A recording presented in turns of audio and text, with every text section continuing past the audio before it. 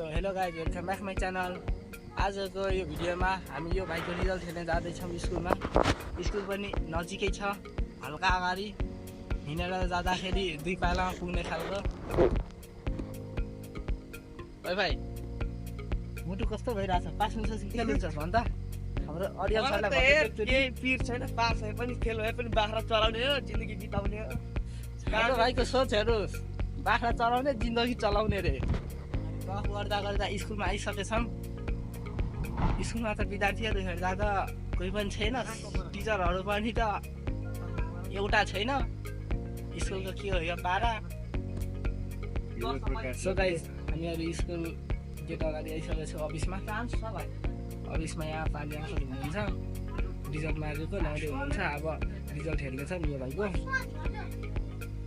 So guys, हामीहरूले यो भाइको रिजल्ट हेरेर आएको।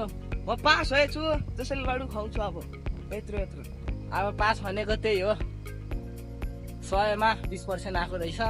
नाक कुचाउँछु 100मा जस्तो भन् न। 100मा 20% आएको छ, 80% खोइ कता गयो थाहा छैन।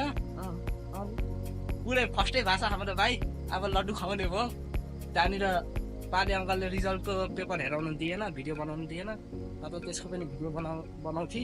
म 10 स्थानमा परेछु। पछाडिबाट 10 स्थानमा परेछ भाइ। टप 10 मा आएको छ भाइ, यो टप 10 मा आएको छ यो भाइ। त पिर्छन टप 10 को इज्जत गर्नु। पछाडिबाट टप 10 मा आएको छ। त्यही भन् यतिकै लिएर टिकर फाल्छु। बाउले नचिन्ला घर जानुसम्म मेरो छोरा त्यसरी हान्छु। बोली सो गाइस, आजको लागि यति नै। अब अर्को